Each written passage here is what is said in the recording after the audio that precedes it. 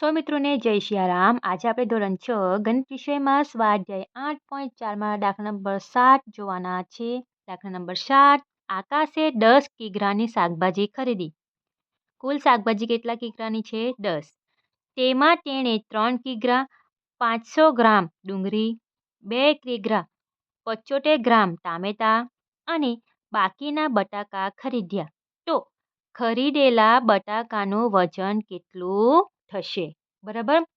ધારો કે તમારા પાસે 100 રૂપિયાની નોટ હોય. બરાબર. ધારી લેવાનું કે તમારા પાસે 100 રૂપિયાની નોટ છે. તેમાંથી તમે 20ના ટામેટા ખરીદો છો, 30ના ડુંગળી ખરીદો છો અને ધારો કે 10નું લસણ ખરીદો છો અથવા તો કંઈ પણ ખરીદો છો. તો તમે સૌથી પહેલાં શું કરશો?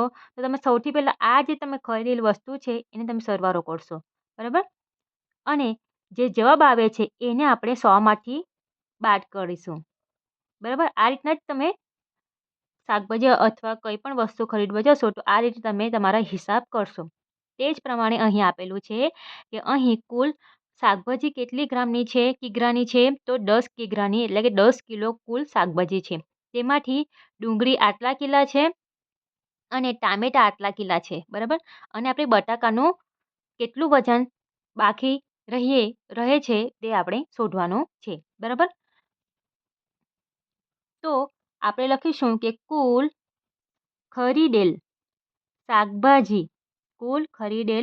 શાકભાજીનું વજન કેટલું છે?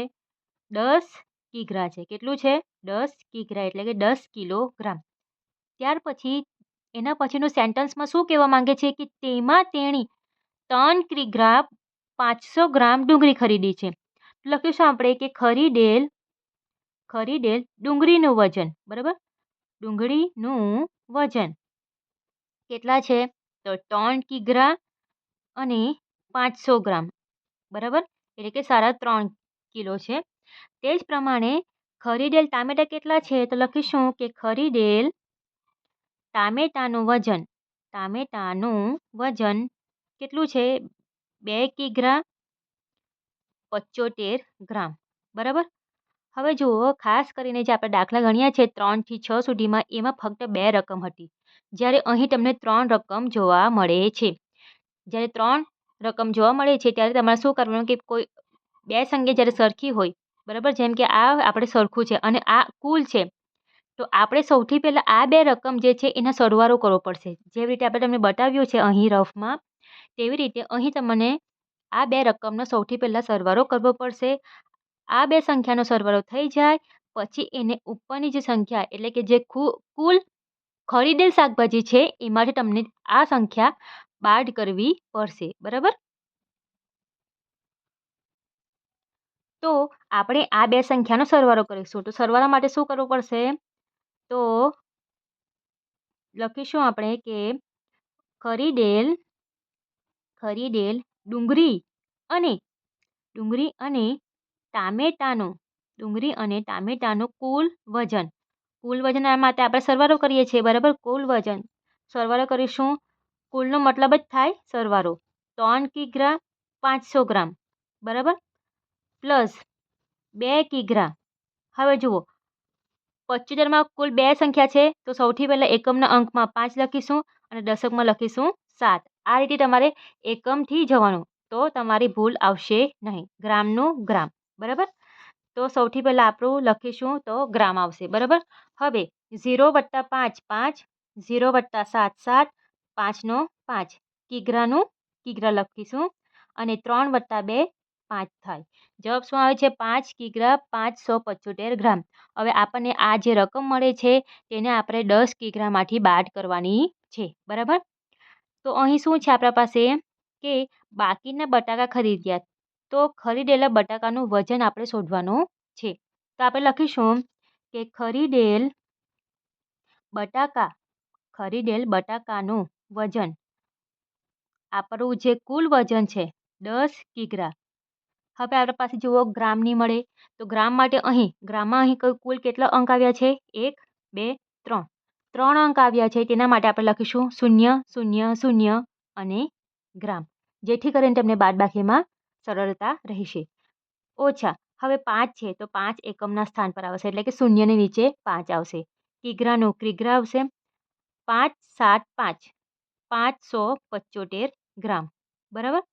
હવે આપણે બાદબાકી કરીશું. બાદબાકી કરીશું એટલે ગ્રામનું ગ્રામ આવશે.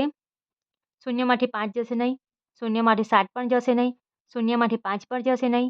શૂન્યમાંથી 5 જશે નહીં એટલે આગળની સંખ્યા આપવાની છે. 0 9 9 9 અને લાસ્ટનો જે શૂન્ય હોય એના ઉપર દશક મૂકી લેવાની. આ રીતે સરળતાથી તમને ખબર પડી જશે. બાકીના જેટલા પણ શૂન્ય આવે એમાં તમારે 9 મૂકવાના. 10માંથી 5 જશે તો 5. 9માંથી 7 જશે તો 2. 9માંથી 5 જશે તો 4. કિગ્રાનું કિગ્રા. 9માંથી 5 જશે તો 4. બરાબર. હવે જુઓ કિગ્રા અને ગ્રામ છે. આપણે જાણીએ છીએ કે 1 કિલોગ્રામ બરાબર 1 કિગ્રા બરાબર શું થાય? 1000 ગ્રામ. 1000માં શૂન્યની સંખ્યા કેટલી આવે છે? 3 આવે છે. તો આપણા પાસે 3 અહીં સંખ્યા છે એટલે જવાબ શું આવશે? 4.425 કિગ્રા. બરાબર. તો લખીશું આપણે કે ખરીદેલ બટાકાનું વજન.